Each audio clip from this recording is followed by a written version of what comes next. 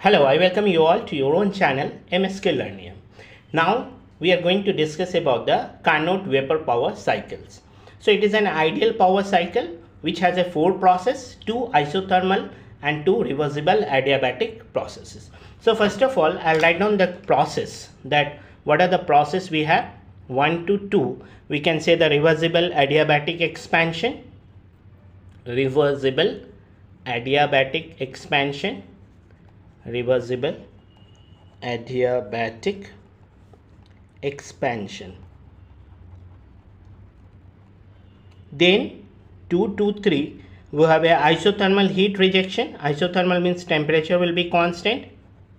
Isothermal heat rejection. Isothermal heat rejection.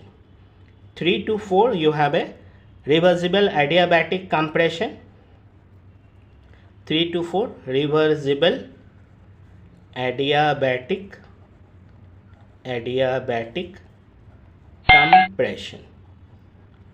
compression, right? And 4 to 1, you have a isothermal heat supplied. We can say 4 to 1, isothermal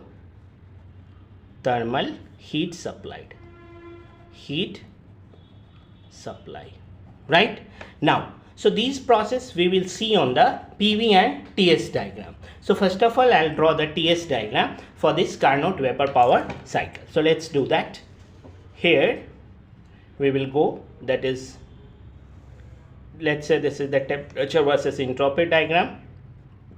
The temperature we are taking on y-axis and entropy on the x-axis, right? So first we'll draw the DOM line, right? So you know this is the saturated vapor line and this is the saturated liquid line. So first of all, you have a reversible adiabatic expansion. So let's say this is 1 and we are expanding the fluid isothermally, means entropy will be constant, and adiabatic expansion, and then isothermal heat rejection from 2 to 3, right? And further from here itself you can say 3 to 4 isothermal, that is adiabatic compression, and 4 to 1 you have a like this, right? So this is how 1, 2, 3 and 4. So this is your 3, right? So this is right. Here you have a W net, you can say, that is, here you have a W net, and this is the heat rejection. So here you have a heat rejection. So 1 to 2, you have a expansion adiabatically, heat rejection at constant temperature, and adiabatic compression, and then you have a heat supplied at constant temperature. Again, if I draw this on the HS diagram, that is enthalpy versus entropy diagram, right? So this is how you have this is enthalpy and this is the entropy. So two constant pressure line will take like this, high pressure, and this is the low pressure, right? First of all, you have a adiabatic expansion, reversible adiabatic expansion. Let's say this is 1 and this is 2, right? And 2 to 3, we are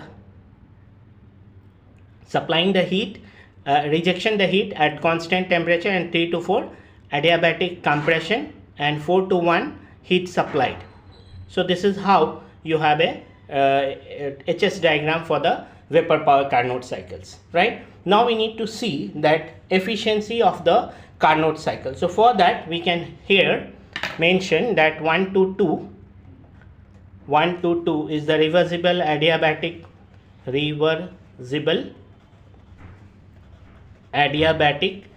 expansion, right? Reversible adiabatic expansion.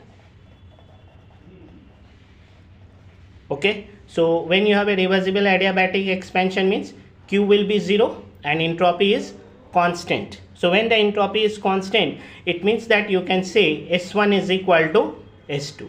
So if you look at this, S1 is the saturated state, right? And this is the unsaturated, means you can find that dryness fraction, means what is the quality of a steam at the end of the expansion we will see. So S1 is equal to SF2 plus X2 SFG2, right? So from here you can get the x2, that is x2 is nothing but the dryness fraction, means at the end of the expansion what will be the quality of a steam, right?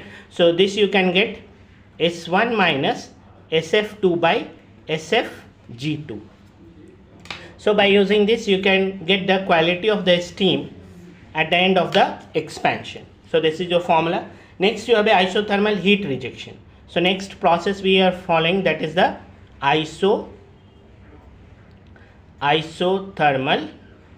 heat rejection, right? Isothermal heat rejection.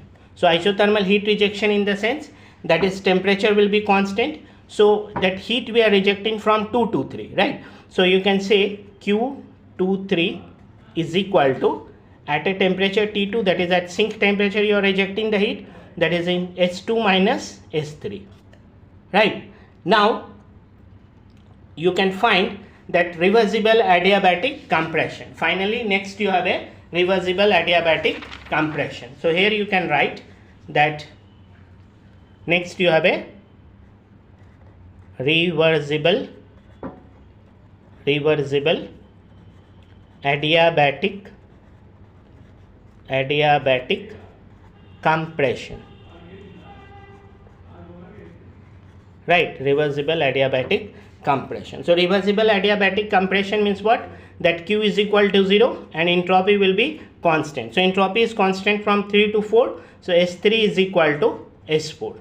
Alright. So S3 means what? Again, if you look at that, here you have a 3 is in the unsaturated and 4 is the saturated, it's become liquid, right? So you can get SF3 plus X3 SFG3 is equal to what? S4. So again you can know that quality of the steam at this point. So X3 is equal to S4 minus SF3 by SFG3. Alright. So you'll get the quality of steam at the end of the heat rejection also, right? Then you have a isothermal heat supplied, right? Next process you have, which is the isothermal heat supply, right? Isothermal heat supply.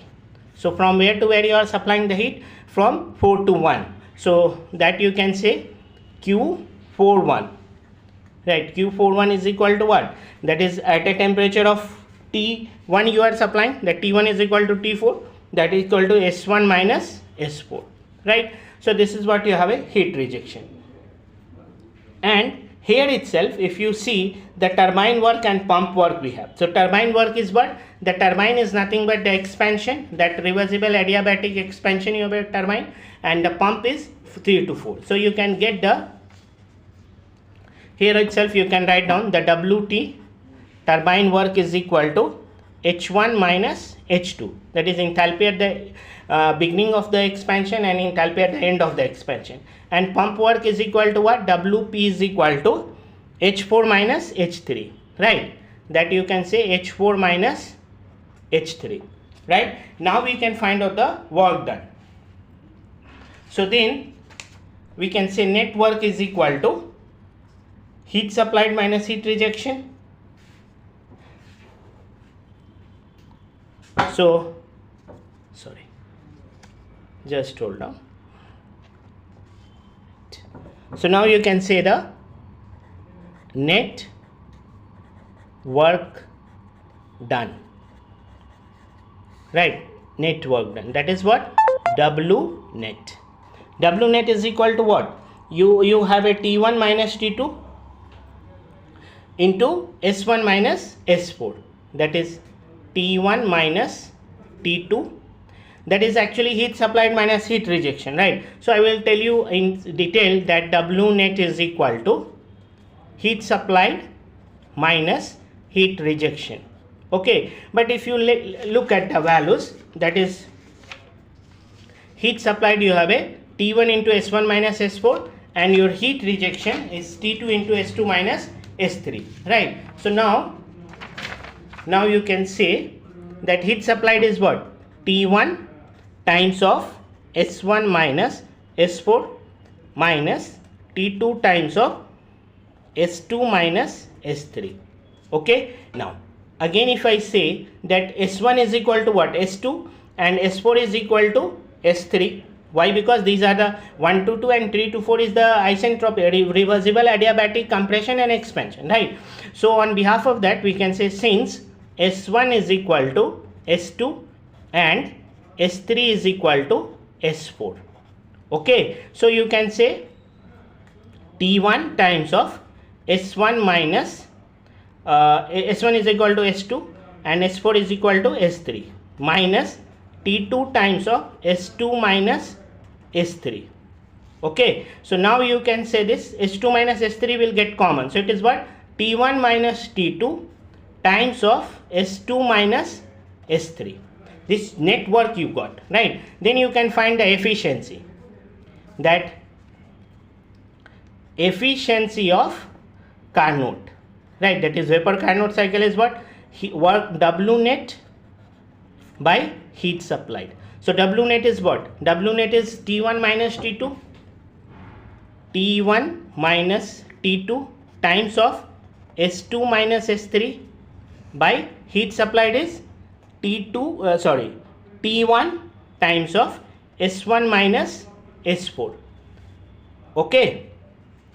Again you know S1 is equal to S2 and S4 is equal to S3. So this and this will get cancelled. So what is the Carnot efficiency? So Carnot efficiency neta Carnot is equal to T1 minus T2 by T1.